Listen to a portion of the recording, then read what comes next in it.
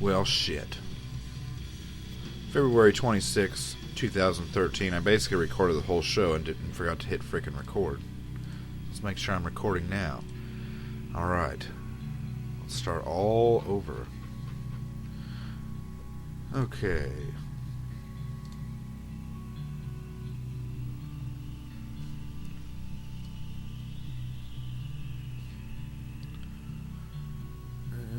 Okay. CNN first. Vatican reveals Pope Benedict's new title. With only 2 full days left of Pope Benedict XVI's papacy, more details emerged Tuesday of what the future holds both for the retiring pontiff and the cardinals who will choose his successor. The pontiff will keep the name Benedict XVI and still be addressed as His Holiness once he retires. He will also be known as Pope Emeritus, Emeritus Pope, or Roman Pontifex Emeritus. An emeritus is like a Latin name they give to like a professor or a bishop that is retired and someone is taking over his role, and then the previous guy who had his job taken is now the emeritus or the retiree or whatever. The guidance clears up questions about how Benedict, the first pope to resign in almost 600 years, should be addressed as he moves into a life of seclusion and prayer after his Thursday resignation. Benedict will hold his first final general audience Wednesday, for which 50,000 tickets have been given out. Alright, we're going to kind of speed through this since I frickin' recorded for like 40 minutes and didn't get any of it. Okay, covert auctions in Egypt put arms that freed Libya into hands of terrorists. This is from FoxNews.com by Paul Alster. The weapons that helped Libyan rebels oust dictator Muammar Gaddafi are turning up for sale in clandestine auctions in Egypt's lawless Sinai desert, where shadowy buyers purchase firearms for Al-Qaeda and Hamas operatives. The illicit sales take place in the barren Sinai Peninsula, where Moses is believed to have wandered with the children of Israel for 40 years. Auctions announced through the grapevine bring caravans of foreigners, all with huge sums of money at their disposal and all with the same mission, Israel Defense Force sources told Fox News. So this is coming from Israeli Defense Force, so you obviously know this is tainted with the whole Israel side of the argument. And you know, like it'll go into later in this article, you know, the United States is notorious for providing weapons to groups of people and arming rebel groups, and it backfiring, and then it turned into a friggin' war zone later. I mean, you know, every war we've been in, since World War II, we've done shit like that. So, you know, the vast and rugged desert area inhabited by an estimated 250,000 Bedouins has bordered with Egypt, Gaza, and Israel, as well as a long coastline on the Red Sea. While the location makes it easier for buyers to come from various regions, it also combines with the impromptu nature of the auctions to make them almost impossible to stop. There are more and more contacts between Al-Qaeda and the small groups in Sinai, a senior source in the Israel Defense Force told the Washington-based Investigative Project on Terrorism. The hosts of these auctions aren't just doing it for the money, the source said. The Al-Qaeda-linked jihadists are becoming more and more influential in the region and playing a large role in who shows up for the auctions and who leaves with the bombs, anti-tank grenades, rocket-propelled grenades, and automatic weapons that are peddled there. Let's see. Let's skip down a paragraph. With Libya rendered an unstable tribal nation rife with internal power struggles between secular moderates and radical Islamists in the wake of Gaddafi's ouster, accountability for weapons in the North African country is impossible. The U.S., which denies directly supplying arms to the Libyan rebels, is concerned about weapons being sold in the region. So here, let's continue. The potential for proliferation and smuggling of unsecured small arms and weapons in the region is a concern to the U.S. government and the international community. The New York Times reported in December 2012 that the Obama administration secretly gave its blessing to arms shipments to Libyan rebels from Qatar, only to express alarm when evidence mounted that Qatar was turning some of the weapons over to Islamic militants. Qatar, strong supporters of the Muslim Brotherhood and Hamas, may well have been playing both sides of the game, as the U.S. official strongly hinted to the New York Times. It cracked me up the first time. It's like you would think terrorism experts on history of war, would try to, it's obviously a farce. I mean, who in their right mind wouldn't think that those weapons would eventually end up in the group of these, hands of this group? I mean, it's freaking folly is what it is. Let's see. Qatar. Okay. The weapons being auctioned in the Sinai Desert almost certainly include many sent by Qatar to Libya, a disturbing consequence that had been flagged early by some American officials. Okay. Yeah, it kind of sucks I've already read all this now. But anyways, yeah, I mean, come on, guys. How many times has the U.S. got to get in trouble for shipping weapons to countries that, you know, highly, highly questionable operations going on? I mean, you know, that's got CIA written all over it. Anyways.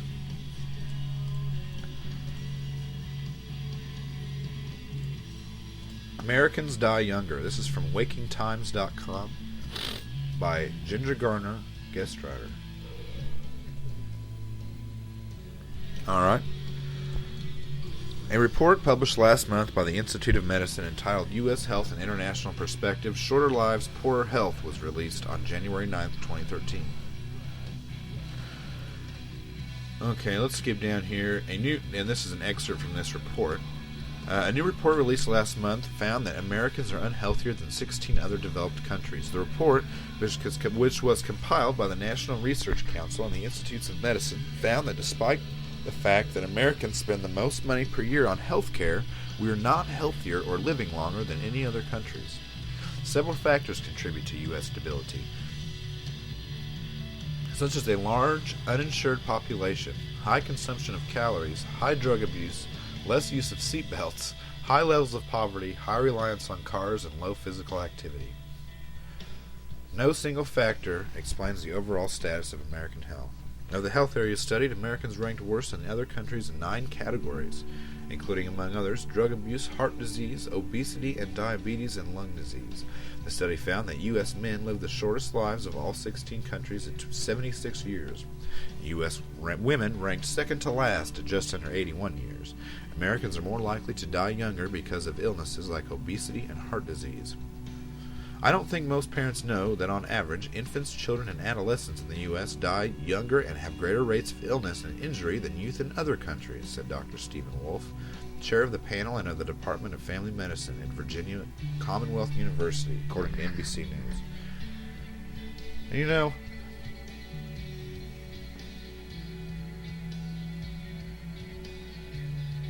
let's see. Well, I mean, you know, this should be a surprise to no one. I mean, really. It should be a surprise to no one. I mean, I see little kids all the time. Like, they're just freaking, every time I see them, they're like chowing down fast food and shit. And it's like, damn. You know, when I was younger, I got fast food like, I don't know, once a week, maybe? Now, I know everybody can't afford normal food. They don't know how to cook. But damn, you know. Shit is not to be eaten for health reasons. It's basically you should eat it to tide you over. And, you know, this is totally hypocritical of Mr. Late Night Burger King 15 Whopper value meal. But, you know, it's still like a once a week thing. I know people that eat that shit every day. And, you know, the thing about people using cars and not walking, I can't tell you how many people I've seen or have ridden with that, like, if we don't have the first 2 spots in front of the building, they'll just sit and wait, and, you know, a fight will erupt over a damn parking spot when he or she could have parked 7 or 8 rows back and would just had to walk a little farther, but they refuse. Like, those 15 steps are that important that they don't want to take them.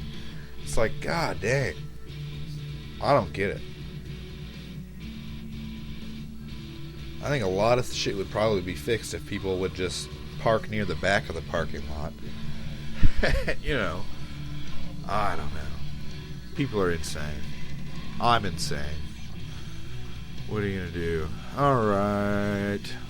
Let's see. Let's go to the Drudge Report. Now, we just covered the friggin' news fast as shit. It took me like 45 minutes earlier. Oh, yeah. Something I forgot to mention is I'm in a friggin' blizzard again. And, what are you freaking gonna do? This is like the fourth day of snow, snowed in. But anyways, let's get into Blizzard of Oz, and this is from weather.com. Winter Storm Rocky, snow, ice, threats head east. Chris Dolce, John Erdman, and Nick Wiltgen, weather.com. Sometimes the atmosphere locks into repeating patterns, bringing repeated bouts of rain or snow or a lack thereof. That's exactly what is happening now, as yet another winter storm, Winter Storm Rocky, targets the plains and Midwest across many of the same areas impacted by Winter Storm Q. Who comes up with these friggin' names? Winter Storm Rocky has already dumped up to 27 inches of snow in the mountains just outside of Denver. 27 inches of snow and an official total of 9.1 inches at Denver International Airport on Sunday. Monday brought a remarkable blast of snow and wind to the southern plains. Amarillo and the Texas Panhandle took the brunt of Rocky, with winds gusting as high as 77 miles per hour and snow drifts up to 6 feet high. The official Amarillo snow total of 19.1 inches was its third largest snowstorm on record, and the 19 inches that fell Monday alone set an all-time February record there. In addition, strong winds to the south of Rocky have caused wind gusts over 60 miles an hour across parts of West and South Texas, leading to blowing dust, downed trees, and tens of thousands of customers losing power in places such as Austin and San Antonio. And yeah, I mean, I'm somewhere where we're not getting it as bad as other places, but yeah, it sucks, man. I'm freaking tired of it. Alright, let's read something else.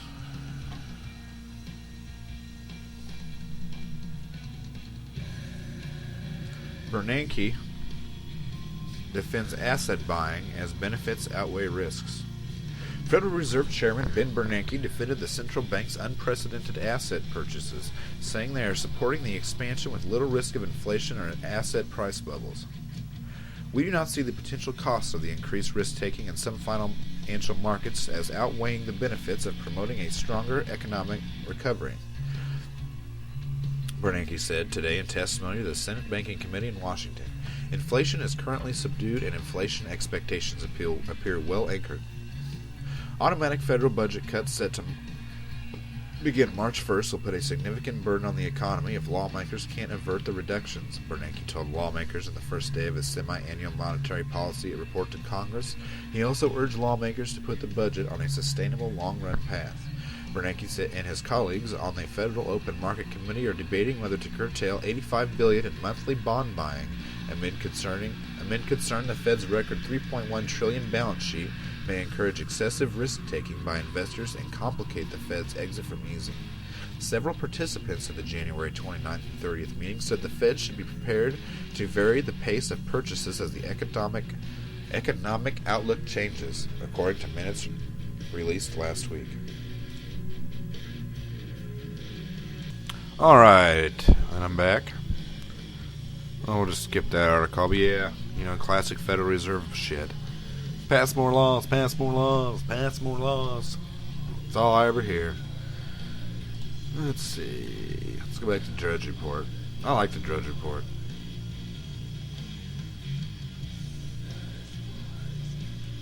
Let's see.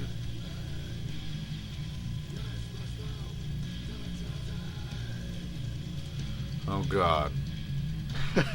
This should be really not fun. We're at joliet.patch.com. This article is written by Joseph Hosey. Accused killers confess to having sex on the bodies.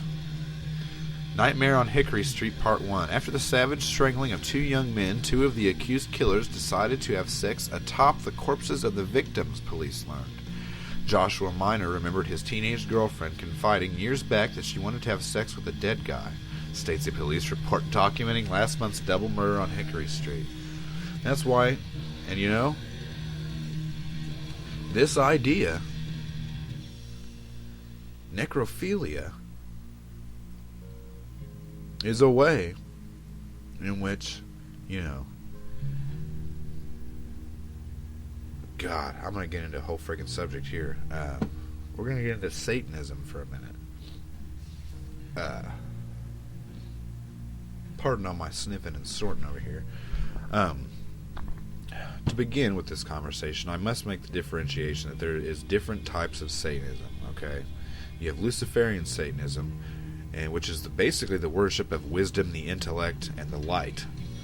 Take that into account. So, yeah, so if you didn't know anything about Luciferianism, you could definitely see people practicing it today and don't even really realize they're practicing Luciferianism. 2, you have the satanic groups that are like the Satanic Church, which and really, you know, and it makes me wonder the more I study them, if some of their top members don't really realize that, yeah, you are worshiping Satan whether you realize it or not. But basically, in the average member of the Church of Satan's mind is that they're atheists. They're kind of a glorified form of atheists that rebel against, you know, the Christian Western civilization ideas of what is right and whatnot. And it's very like, you know, Darwinian, survival of the fittest, do what thou wilt. And then you have like kind of what I would call fringe groups. And this is probably where you'd find legitimate Satanists. And there really isn't that many of them, to be quite honest with you. A lot of times they're just weirdos. You know, like, so what she's doing here, she wants to have sex with a dead guy, would be necrophilia. But in like the classical satanic views of things, this classical school of Satanism, this is something that people would do to offend God and sort of raise spirits. And, you know, from the ghost hunting perspective, you know, a lot of places where necrophilia occurred, nursing homes, stuff like that, will produce, you know, paranormal phenomena. So, take that into account. Let's continue. That's why Minor got the idea to ask girlfriend Alyssa Massaro to have sex with him on the corpses of 2 men he's accused of helping to kill. Massaro made a smirk on her face and said she didn't want to, according to the reports, but when being questioned by police, she later acknowledged she and Josh did have sexual intercourse on top of the bodies. The reports obtained by Patch detail the differing versions of events described by the 2 young men and 2 young women. Minor 24, Massaro 18, Adam Landerman 19, and Bethany McKee 18, accused of luring 2 men to Massaro's Hickory Street home and strangling them.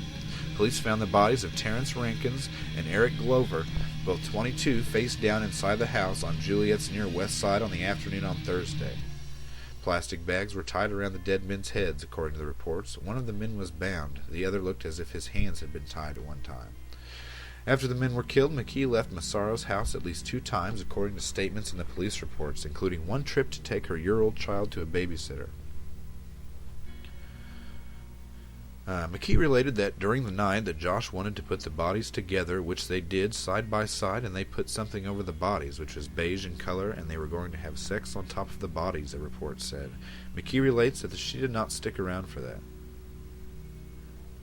McKee also told police Landerman may have been involved too. McKee did relate that she thought Adam and Elisa had sex because they were talking about having a 3-way on top of the bodies that were lying on the floor. God. And you know, the farther we get down the timeline, more of this shit's gonna happen, dude. That's just how it is. You know, and you're seeing a lot of it now. Like, young kids, younger people. I mean, you know, 18 to 24 to me is still young. Still a kid. And, hold on, the Mastodon just came on.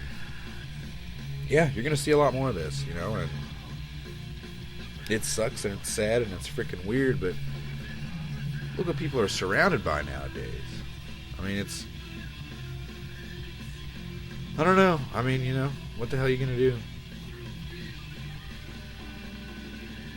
You're going to see, and like I was referring to the satanic shit, and you know, you're probably going to end up seeing less Luciferianism, because really, Luciferianism on its surface is very beautiful in a way. Why? Because it's the wisdom, it's knowledge, It's natural, whatever. And you never really figure out you're practicing evil till you get to the point where you want to be, raised to godhood. And this kind of shit, they just want to, they're portraying, Dark Ages, Middle Ages Catholic Church, demonic, monstrous shit, and people are real into it. And, I like heavy metal and stuff, but I just like it, it's scary, I don't know. But, yeah. I don't know if that shit should be listened to by everybody, because it has a strange effect on the weak-minded. But yeah, look at this. I wish I could find other reports and other stories, but I don't really have the time to just sit here cruising around looking for them. But yeah, you're going to see this stuff start happening more regularly and more regularly.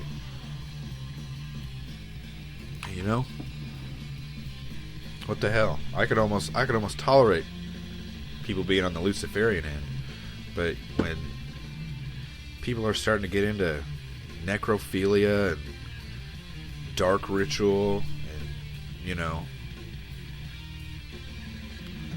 it's weird. Let's see what else we got here.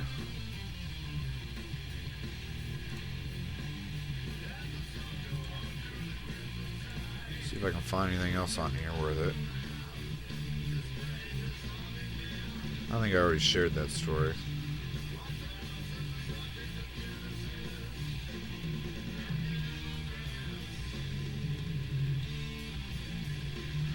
Well, anyways, yeah, satanic crime, and a lot of the common arguments against that is that in the 80s and the late 70s there was a satanic scare. Basically, it happened because, they claim, this is another one of those subjects where you have an FBI investigation, and there's been an official investigation, But remember, who were some of the people being accused of being involved in these cults and shit? High levels of society, doctors, politicians, cops. And it, even in the history of the CIA, dude, there's been, witch hunts and stuff like that, and, nothing's ever happened with it, when it's fairly obvious something was going on. So, just because there's a quote-unquote official story, an authorized story, don't necessarily buy into it, because, you can see watching court battles that the truth is not easy to come by. But, God, satanic crime. What the hell is wrong with people? So yeah, these two people killed these individuals. Why? Because they wanted to have sex on their bodies. So yeah, this is a legitimate satanic style crime. People will be like, well, they didn't say they're worshiping Satan. And I'm like, my response to that is, what else would you consider having sex on dead people to raise spirits, to communicate with? You can find this shit online. It's not, you don't have to go to some deep dark library anymore to find information like that. But yeah, interesting times, people. Let's see, what else can we find? Oh yeah, hence all the weather. I thought I'd read some stuff about weather control out of the book Conspiracies and Secret Societies by Brad Steiger and Sherry Steiger. We're going to read the article first on weather control and manipulation. Why? Because any natural conspiracy theorist will definitely blame bad weather on some sort of governmental control. Which I really actually don't believe that. I don't know. It just seems so shaky to me. But anyways, weather control and manipulation.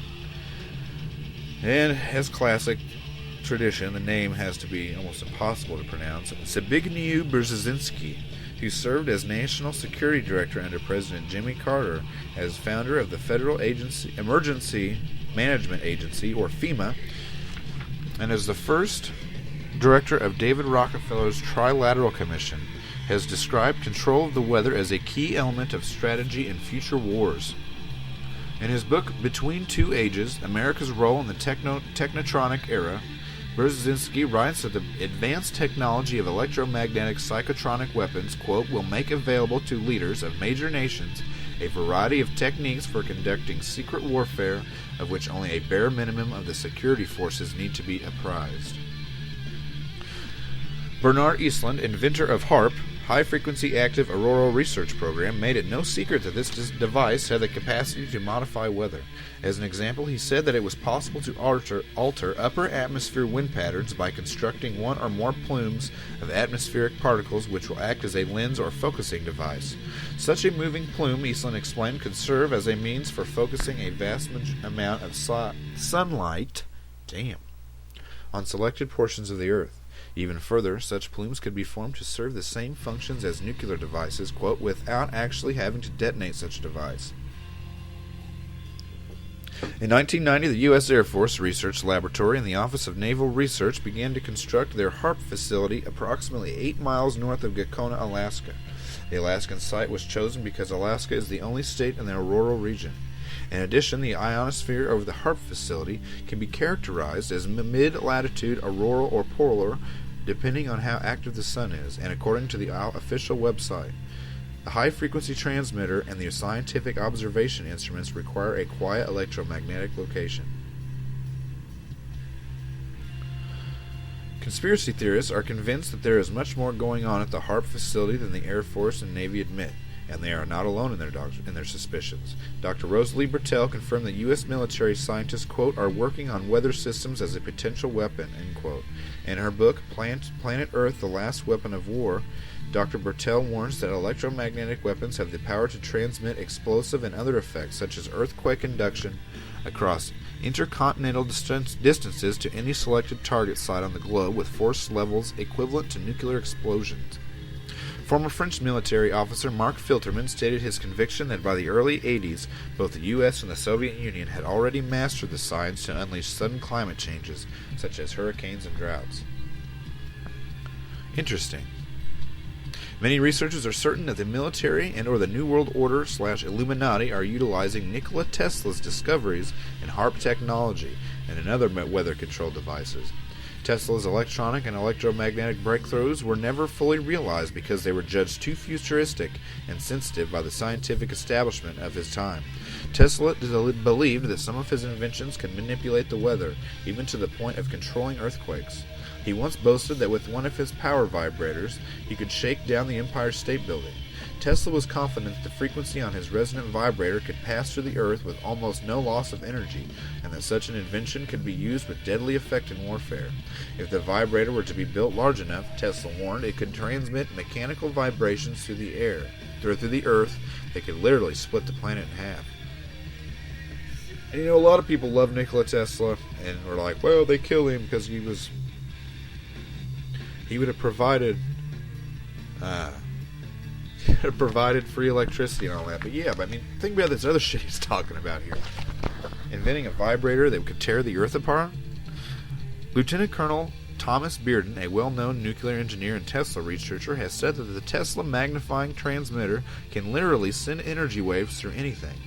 The TMT is capable of setting up a standing wave that feeds off the molten core of the planet. Then, by changing the frequency, it reaches up to the atmosphere and can alter jet streams and weather flow patterns by ionizing the air. The TMT could cause massive weather changes over large areas of the Earth. Other researchers point out that one of Tesla's principal goals was to collect the sun's energy that was stored in the Earth's atmosphere. In his experiments, he had noted that the planet's atmosphere tended to collect a lot of charge from the electrons entering the North Pole region and the protons entering the South Pole region. Tesla believed that if scientists could harness this charge, they would have access to almost unlimited clean power, free from coal and gas emissions, and eliminating the hazards associated with nuclear energy plants. On the other side of the coin, if scientists working for the New World Order were to harness the sun's energy collected in the atmosphere, that enormous power could also be used to control weather to the detriment of people other than the elite. Entire regions of the Earth could be destroyed with flooding, earthquakes, drought, endless freezing winters, and interminable scorching summers. Interesting. That's a good book. I suggest anybody pick that book up.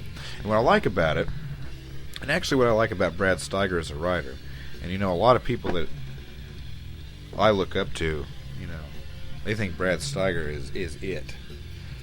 But no, what I like about this is that it gives you both sides of the issue, and it doesn't try to convince you that the conspiracies are real.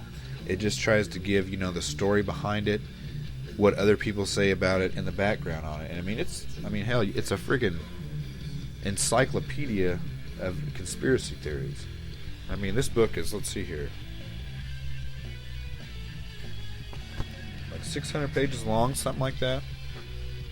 573, sorry. But no, and anything Brad Steiger writes I like, because it's entertaining as well as it's giving you the story, as well as he's not trying to convince you of the reality of it.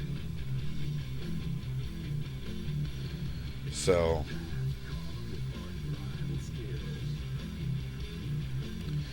yeah. Anyways, let's see how long we've been recording. 31 minutes. Yeah. Sorry, guys. I had a pretty decent show. And it was about 55 minutes long. And then what happened? Yeah, I didn't even hit record. So, yeah. Everybody have a wonderful Tuesday. 3 more days till the weekend, baby. The freaking weekend. Later, guys. Good luck.